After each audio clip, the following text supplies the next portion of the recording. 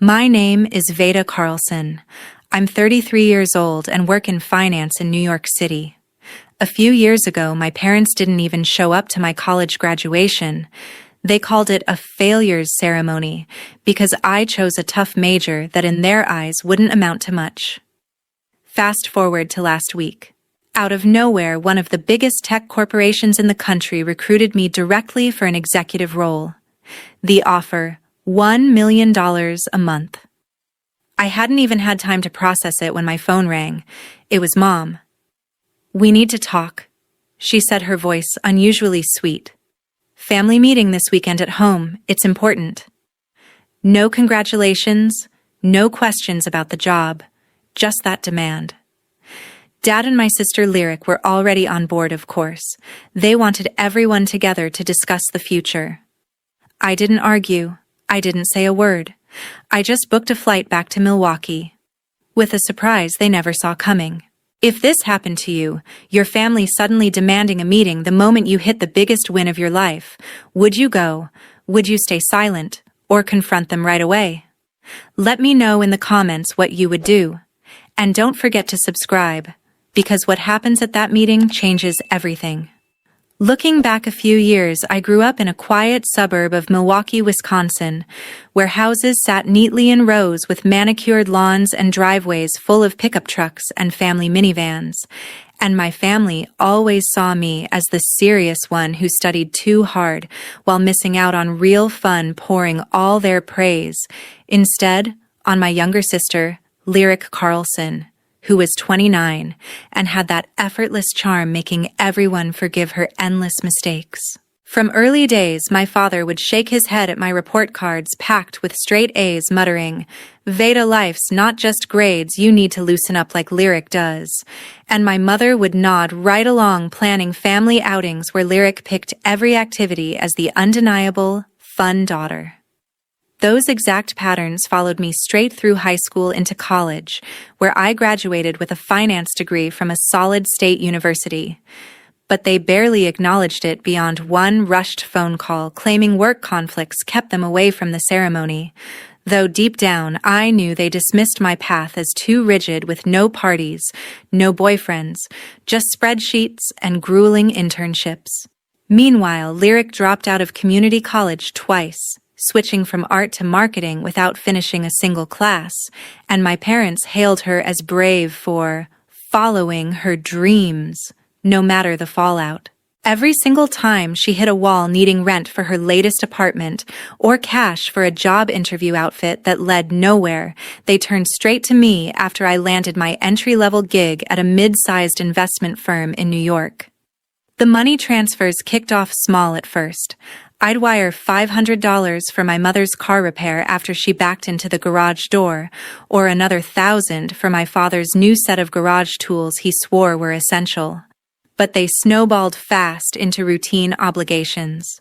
Within a year, I covered their mounting credit card bills from uninvited vacations to Florida or Las Vegas trips they took, without once asking if I could join, because I worked weekends.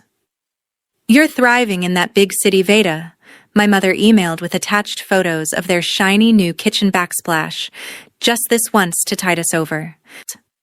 That "just this once" morphed into $3,000 auto-debited monthly from my account straight to theirs in Milwaukee, plus one-off extras like payments on Lyric's leased sedan after she totaled the previous one rushing to some concert downtown.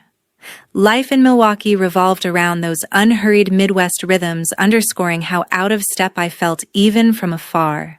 Summers meant backyard barbecues with neighbors crowding the patio for brats, grilled over charcoal corn slathered in butter and coolers stocked with local beer and soda flowing freely. We'd gather around the fire pit as dusk settled over distant Lake Michigan, swapping stories about Packers tailgates or upcoming high school reunions while kids ran through sprinklers on the grass. Dad manned the grill, flipping burgers with tongs that I'd quietly replaced the year before, and Mom arranged folding chairs passing plates of potato salad. But beneath the laughter, conversations inevitably swung to finances, with Lyric venting about her barista wages barely covering acrylic nails, weekly takeout orders, and boutique clothes for auditions that fizzled out. My parents would exchange glances, then pivot to me, saying, "Veda's got that golden touch up in New York. She'll handle it no problem." Winters hit harder, turning driveways into snow-choked battlegrounds where I'd get urgent calls during blizzards. "The furnace is flickering again. Honey, can you send $2,000 for an emergency tech before pipes freeze?" And I'd approve the payment remotely for a plow service they always forgot to schedule themselves, preferring to wait until drifts blocked the mailbox.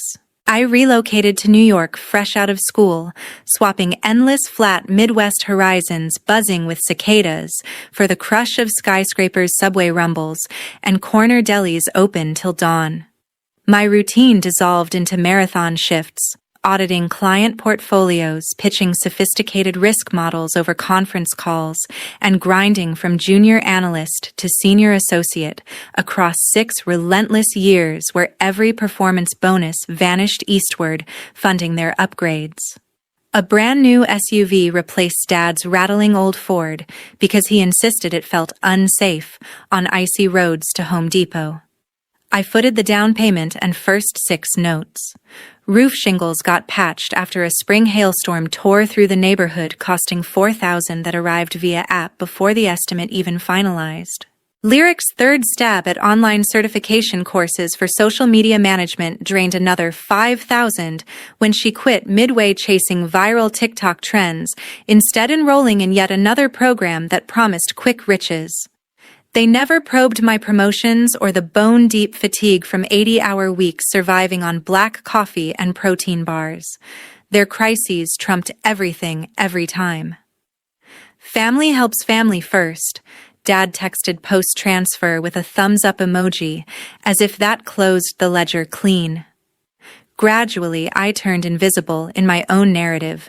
Success became this shared myth where my paycheck propped their ease, but they framed it as collective grind from instilling solid values back home. Lyric even splashed a Facebook post boasting our tight-knit family getaways, crudely photoshopping my face into her beach selfies from trips I skipped entirely buried in quarterly reports. That's when I mastered silence on wins. No announcements about raises or savings hitting 6 figures, just vague check-ins to dodge the flood. Whispers of my executive recruit from that powerhouse tech firm never reached Milwaukee ears because history screamed clear share highs and demands tripled overnight. Quiet bought fragile peace, even if fleeting. Staring at glowing balance sheets in my cramped Manhattan studio late nights, I tallied the toll. Every dollar freighted back meant thinner buffers for my future against market crashes or health scares. Milwaukee evoked tangled roots, the sharp tang of cheese curds wafting from county fair stands, or childhood afternoons skipping stones along rippling Lake Michigan waves with Lyric before favoritism calcified everything. But unchecked roots choke the tree they feed, and by Mom's pointed call, demanding that family summit, I'd etched my boundary deep. No further audits of one-way generosity without ironclad limits. That same evening, after Mom's call, I sat in my Manhattan apartment staring at the phone screen for a long moment before dialing the number I kept for emergencies only. Reaching out to my financial lawyer, Blaze Herrera, a sharp professional I'd connected with during a complex compliance project at my previous firm years earlier. Blaze picked up on the second ring with that calm, efficient tone, asking what brought the late call, and I laid out the situation plainly without extra emotion, describing the sudden family meeting demand, timed perfectly with my massive new job offer that promised $1 million monthly starting next quarter. We scheduled an immediate video conference from his office downtown and my living room setup where screens shared documents in real time, pulling up every recurring transfer I'd set years ago to support my parents back in Milwaukee. The list stretched long, covering $3,000 auto-debited each month for their general expenses, plus irregular spikes for things like property taxes when they fell behind, or medical copays after Dad's routine checkups revealed minor issues they preferred not handling alone. Blaze walked me through the dashboard of my private banking portal, highlighting how simple cancellation would be, yet emphasizing the importance of documentation to prevent any future disputes, since family matters sometimes escalated unexpectedly in his experience. One by one, we terminated the automated payments, starting with the largest line that funded their lifestyle upgrades over time, then moving to smaller linked accounts I'd forgotten about entirely from early career days when requests felt harmless.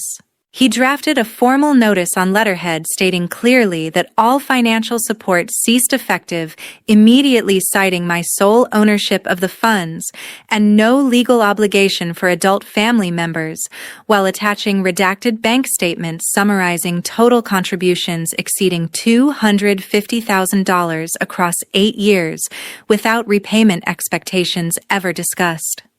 The letter remained professional without accusation, simply factual with references to standard personal finance practices in the U.S., where boundaries protected long-term security. Next, Blaze pulled my new employment contract, scanning key sections on compensation structure, confidentiality clauses, and relocation perks, before preparing certified copies that proved the income shift without revealing sensitive corporate details to outsiders. We compiled a clean folder digital first, then printed backups including the cancellation confirmations from the bank portal, time-stamped screenshots of terminated transfers, and the signed notice ready for delivery if needed during the upcoming weekend gathering. He advised emailing copies to myself for records, while keeping physical versions in a sealed envelope, explaining that presentation timing mattered more than confrontation tone in these scenarios. Throughout the session, Blaze stayed pragmatic, reminding me that high earners often faced similar entitlement dynamics, from relatives viewing success as communal rather than individual effort, especially in close-knit Midwestern families like mine, rooted in shared sacrifice narratives. His questions stayed targeted, probing whether any joint accounts existed or co-signed loans that might complicate clean breaks. And I confirmed everything remained separate since college, avoiding those traps instinctively even then. By the end, we finalized a short script for potential conversations, focusing on calm repetition of facts over emotional debates, since arguments rarely changed entrenched views overnight. With the financial side locked down, I shifted to logistics, opening the airline app to book a round-trip flight from LaGuardia to Milwaukee Mitchell for Saturday morning return. Sunday evening, choosing economy for discretion over first-class flash that might fuel more assumptions. The summer schedule showed direct options lasting just over 2 hours, perfect for a quick in and out, without overnight stays extending exposure unnecessarily. I selected a window seat, imagining the view over Great Lakes clouds during ascent, while mentally rehearsing boundary lines drawn fresh that afternoon. Packing light meant one carry-on with professional attire for the meeting, plus the document folder tucked securely in a side pocket alongside my laptop for any last-minute adjustments Blaze might forward overnight. Confirmation emails arrived instantly, detailing gate information, baggage rules, and weather forecasts, promising typical July warmth in Wisconsin, with highs around 80 degrees, ideal for the short drive from airport to suburb in a rented mid-size sedan already reserved online. Everything aligned precisely, no loose ends dangling as the city lights flickered outside my window, signaling preparations complete for whatever waited back home.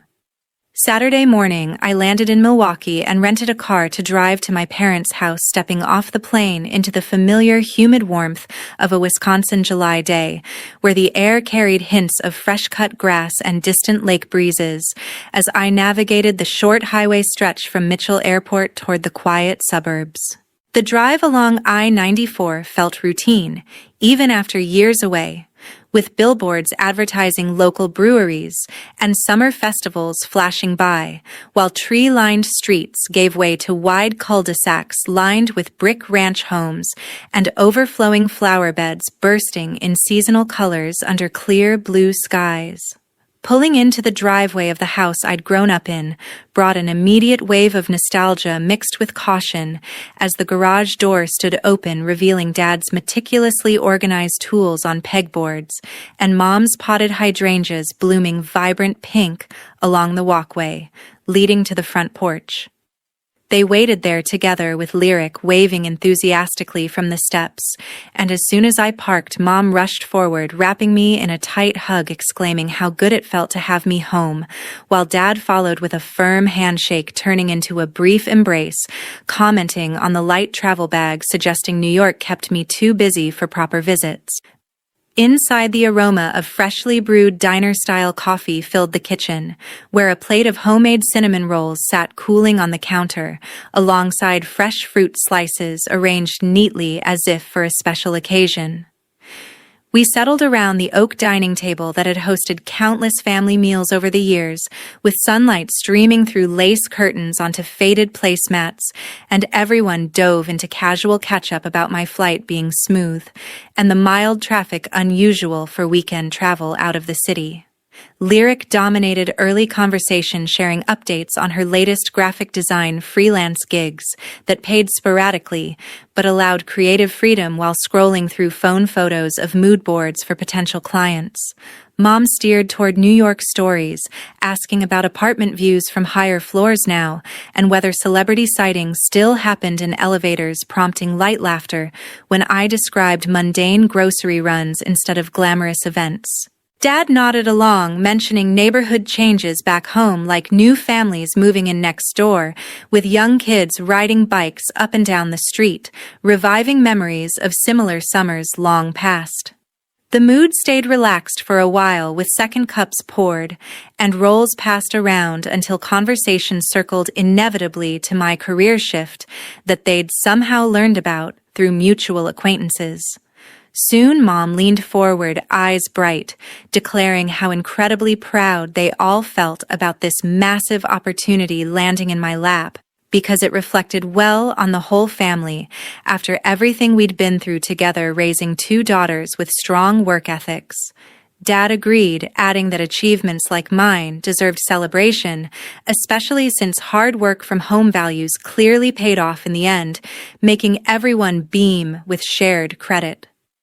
Lyric chimed in excitedly, saying the timing couldn't be better given market trends favoring bold moves right now. Before long, the tone shifted smoothly into practical suggestions, starting with Mom wondering aloud if the new income level might allow upgrading their current home to something larger in a nearby gated community, with better amenities for retirement years ahead since property values kept rising steadily in the area. She described features like main-floor master suites and community pools that would suit their stage perfectly without much upkeep hassle anymore. Dad built on that, pointing out how a fresh start in a bigger place could host extended family gatherings more comfortably, especially holidays, when everyone converged under one roof again. Lyric jumped in, describing her vision for launching an online boutique, selling curated vintage clothing sourced from estate sales across the Midwest, needing initial inventory funding and website development costs that a small investment from my side could cover, easily turning passion into profitable venture quickly. She pulled up saved Pinterest boards on her tablet showing aesthetic layouts and projected sales figures based on similar stores, thriving during recent e-commerce booms, emphasizing low risk given current demand for sustainable fashion pieces. The requests layered naturally, with Mom circling back to monthly contributions, suggesting a substantial increase made sense now that financial pressure eased on my end, because family responsibility meant lifting each other during prosperous times, just as I'd been supported growing up through sacrifices they claimed shaped my discipline. Dad reinforced the idea, framing it as natural progression, where success circled back, benefiting everyone involved, keeping bonds strong against modern isolation trends affecting so many households these days. Throughout their words, I observed the familiar pattern emerging once more, where personal milestones transformed quietly into collective expectations, wrapped in affection and tradition, making refusal seem ungrateful rather than necessary. The kitchen clock ticked steadily above the sink, marking passing minutes, while outside neighborhood sounds drifted in of lawnmowers humming and children laughing down the block, underscoring the ordinary setting for this extraordinary ask. I stayed calm and pulled out the folder I'd prepared, placing it squarely on the dining table between the half-eaten cinnamon rolls and cooling coffee cups, while the afternoon sunlight continued filtering through the curtains as if nothing extraordinary was about to unfold. The room fell silent for a beat, with everyone watching curiously, until I opened the folder, sliding the formal notice across, first followed by printed bank statements and contract excerpts that documented everything in black and white. I spoke evenly, announcing that all financial support ended effective immediately, with no further transfers, discussions, or exceptions, because the patterns of one-sided generosity had reached their limit after years of enabling rather than true mutual aid. The words hung in the air, delivered without raised voice or accusation, simply stating facts backed by timestamps and figures totaling hundreds of thousands over time. My father reacted first, leaning back in his chair with arms crossed, declaring outright that I had turned selfish overnight, forgetting every sacrifice made, raising me through tough early years, when money felt tight for everyone involved. He raised his voice slightly, insisting real family stuck together through thick and thin, instead of cutting ties the moment personal fortunes improved, making his disappointment clear in sharpened tone and furrowed brow. Mom's eyes welled up almost instantly as she pressed a hand to her chest, whispering how ungrateful this felt after everything they'd poured into both daughters equally. Despite limited resources back then, tears spilled over while she reached for a tissue, repeating that no parent expected repayment exactly, but surely some ongoing appreciation showed basic respect, especially during retirement phase when unexpected expenses arose regularly. Lyric jumped in louder than either parent, standing halfway from her seat, accusing me of deliberately destroying the family unit by wielding money like a weapon over people who loved me unconditionally. She paced a few steps, gesturing sharply, demanding detailed explanations for why sudden cruelty replaced years of supposed sisterly bond, claiming this move would leave them struggling while I lived luxuriously alone in some penthouse far away. Their voices overlapped briefly, with Dad reinforcing Mom's tears by adding that blood ties deserved priority over corporate contracts, and Lyric circling back to ruined dreams now impossible without startup capital promised implicitly through shared success narratives. The kitchen felt smaller suddenly, with tension thickening around familiar walls decorated by faded vacation photos from trips, my earnings quietly funded long ago.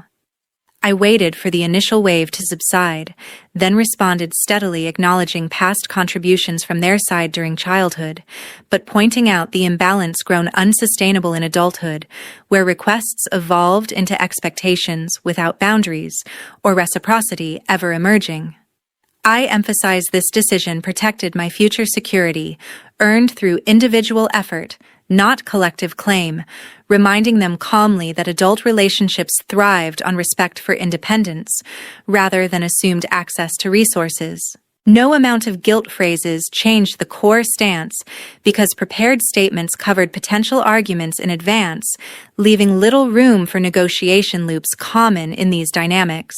When Lyric tried interrupting again with fresh accusations about cold-hearted ambition, I reiterated the finality, gently but firmly closing the folder to signal conclusion of discussion on this topic forever. My parents exchanged glances heavy with disbelief, while Lyric sank back into her chair, muttering under breath about irreversible damage done today. The atmosphere shifted from hopeful anticipation hours earlier into stunned quiet, broken only by Mom's occasional sniffles and clock ticking steadily overhead. I gathered my things, standing smoothly without rushing, because lingering invitations to reconsider would only prolong discomfort already peaked.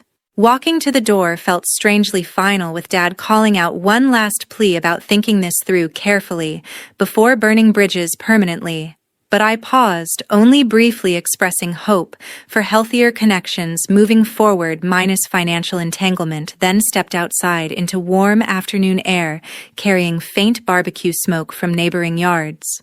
The rented car waited in the driveway, engine starting easily as I backed out, waving once neutrally through the window toward figures clustered on the porch watching departure unfold. On the drive back toward the airport along familiar highway stretches dotted by billboards and summer traffic flowing steadily, I pulled over briefly at a rest stop, activating phone settings to block numbers for my parents, and lyric sequentially confirming each change with satisfying finality. Notifications silenced permanently, removing immediate reach, while green fields rolled past outside windows under vast Wisconsin sky, stretching endlessly ahead, symbolizing open path forward, unburdened at last. A couple of weeks later, back in New York, I met my best friend Nick Guerrero for coffee at a small rooftop spot in Chelsea that overlooked the Hudson, with tables scattered among potted herbs and string lights twinkling even in daytime.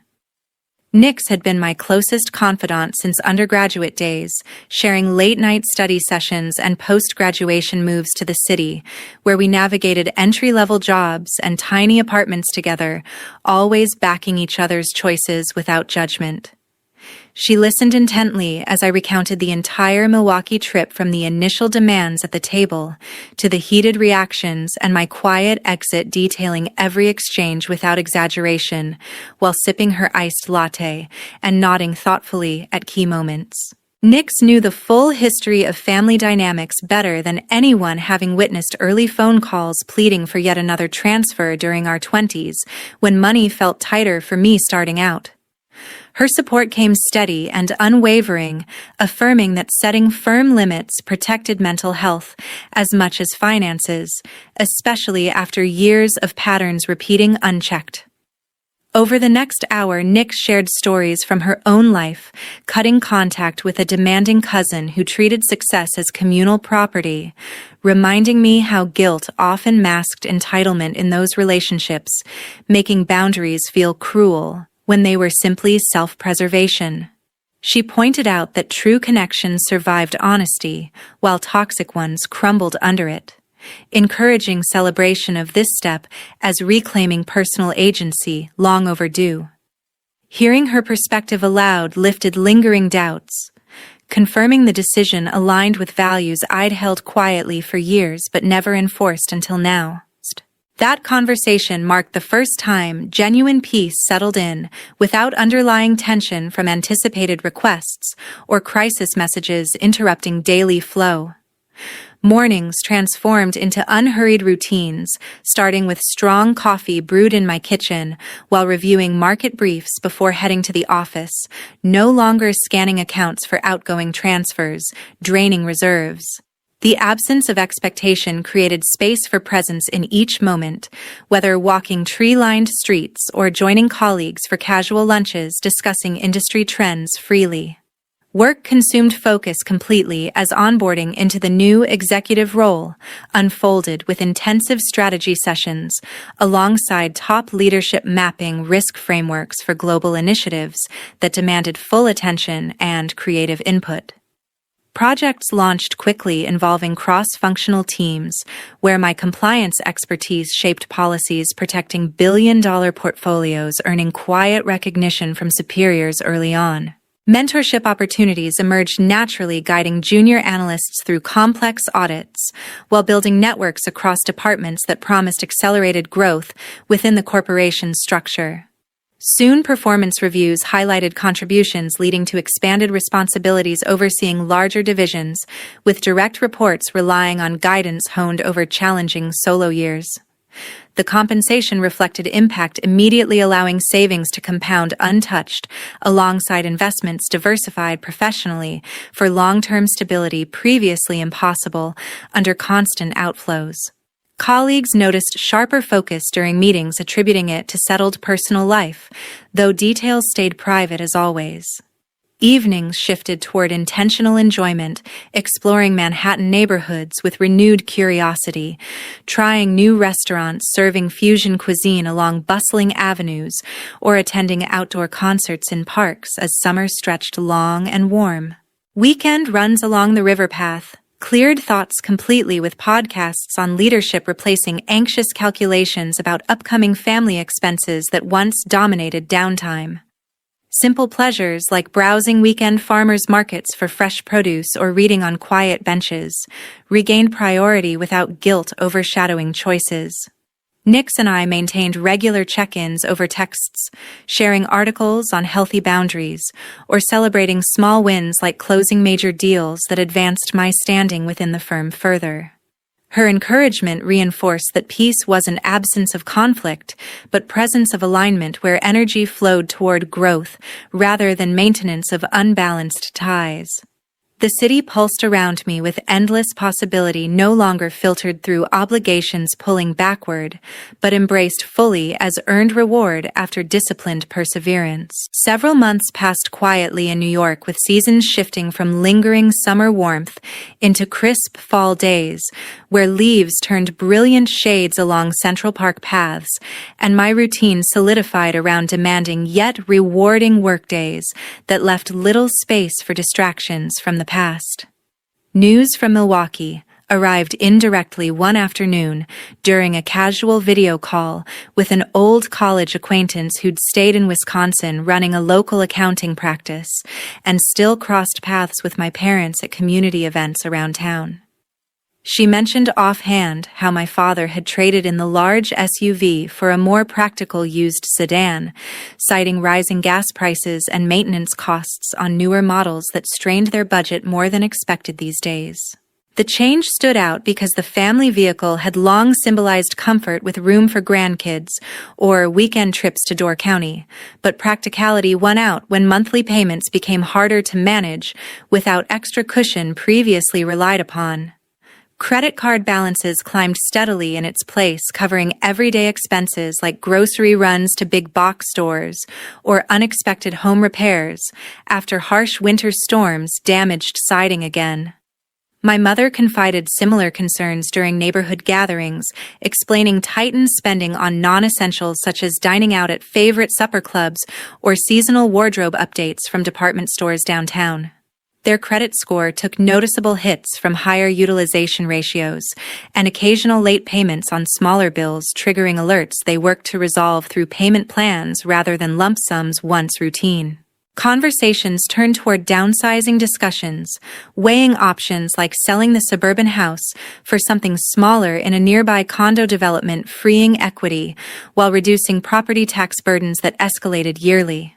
Lyric adapted differently, landing a full-time retail management position at a chain clothing store in the local mall, after freelance opportunities dried up without startup capital to bridge gaps between gigs. The steady paycheck covered rent on her apartment and basic utilities, but eliminated luxuries like frequent salon visits or subscription boxes for beauty products that defined her style before. She commuted daily in an older compact car purchased outright, avoiding lease commitments that risked repossession if hours cut unexpectedly during slow seasons. The acquaintance shared these updates matter-of-factly over shared screens, describing chance encounters at grocery checkout lines or holiday craft fairs, where surface politeness masked underlying financial adjustments, reshaping daily choices across the household. No direct outreach came my way since blocked channels remained silent, preserving distance established that weekend visit months earlier. Hearing the details evoked no surge of satisfaction or regret, only calm detachment recognizing natural outcomes from removed support, long propping artificial stability. Life in Milwaukee continued adjusting to realities many middle-class families faced when retirement savings stretched thin against inflation or medical deductibles rising annually. Neighbors noticed quieter gatherings with potluck contributions replacing catered spreads and vacation plans shifting to staycations exploring free state parks instead of resort bookings farther north. That information settled without disrupting my momentum back east, where projects advanced smoothly, earning broader recognition within the firm for innovative compliance strategies implemented across divisions. The contrast highlighted how removed obligations allowed undivided energy toward professional goals previously diluted by constant crisis management from afar. Emotional bandwidth expanded, filling with present connections and future planning unclouded by inherited expectations.